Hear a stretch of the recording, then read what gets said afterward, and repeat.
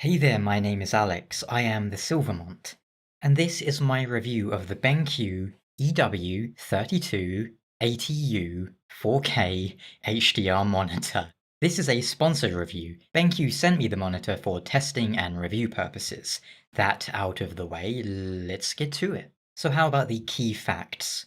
It's a 32-inch IPS monitor, 4K resolution with HDRI technology and built-in speakers. In terms of inputs, the panel has two HDMI ports, one DisplayPort, one USB Type-C port, and a headphone jack. Response time is 5 ms, contrast ratio is 1000 to 1, and the refresh rate is 60 Hz.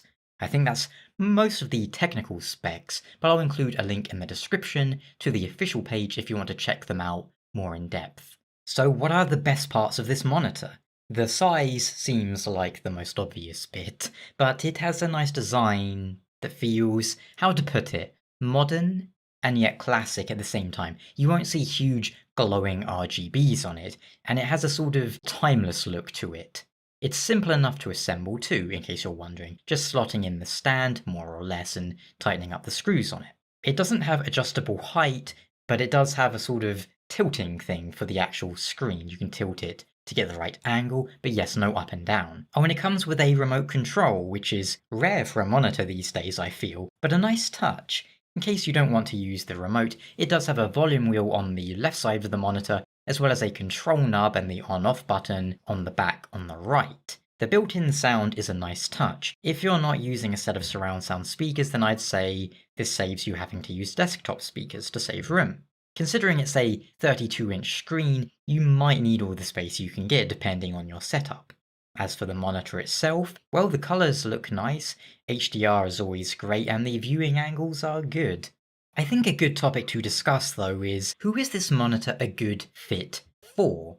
Well, first of all, I would say this isn't a monitor for someone who is going into extremely high-end gaming. If you want to play at the professional level, then you probably want a monitor with a higher refresh rate than 60. Refresh rate and response times are what you'll be focusing on more than resolution and colours. To me, this monitor makes a great media screen. So if I had to say, who is this monitor best for? Well, when I was setting it up and testing it, I found myself remembering when I was like, 16, 17, 18 and thinking, this monitor would be great if you're a student going to college. You want a nice sized screen to pair with your PC and your game consoles and for watching stuff like Netflix on. You might not have room for like a 50, 60, 70-inch ginormous screen, right? You want something that you can just use your PC and your game consoles on, and this would be perfect. You've got two HDMI ports, stick in your Switch and your PS4 or your Xbox, and then use the DisplayPort for your PC. It's easy to swap inputs, even more so with the remote, of course,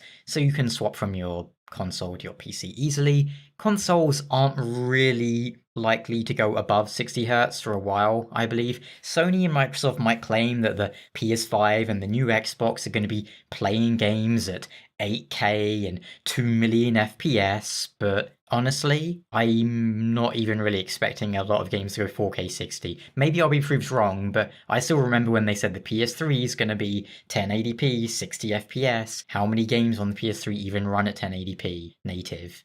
So forgive me for not quite believing them there, and I feel like 4K 60 screen is going to be just fine for the foreseeable future.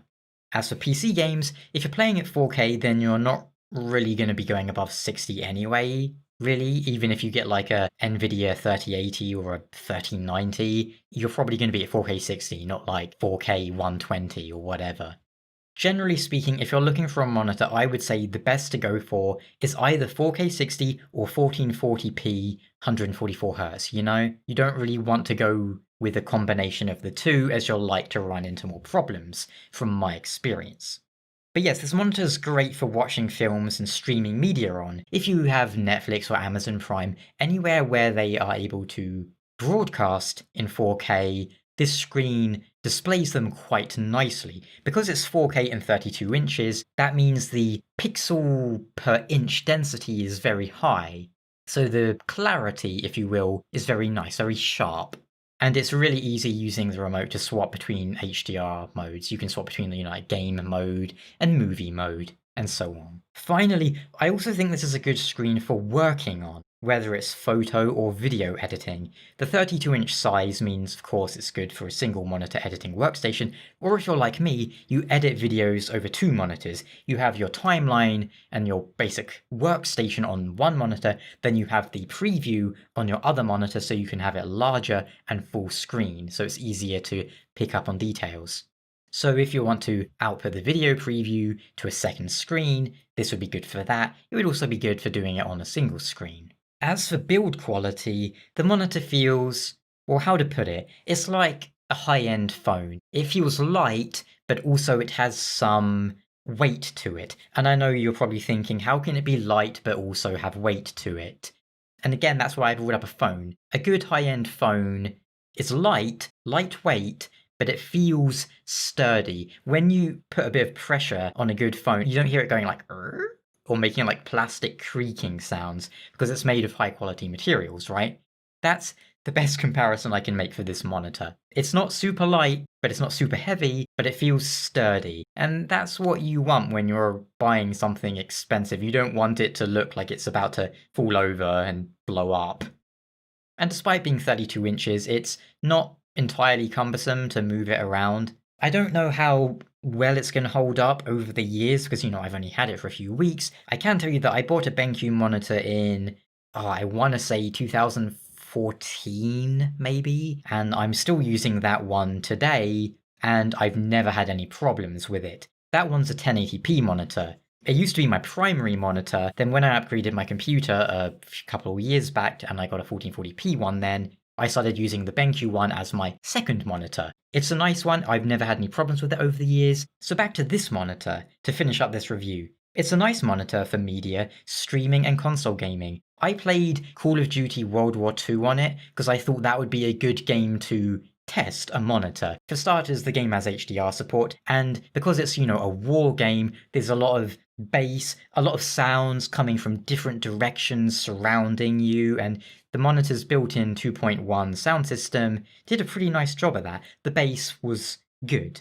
And of course, it does have that headphone jack on the back as well, which you can put stuff in, and it's nice to see a headphone jack in 2020. But yeah, if your PC is capable of 4K 60, it will be good for that. It's nice for watching streaming shows on. It's a nice monitor. I would like some more color options for it, but that's reaching into nitpick territory. But yeah, I hope this review was useful, and if you have any questions, feel free to ask them down below and I will get back to you ASAP.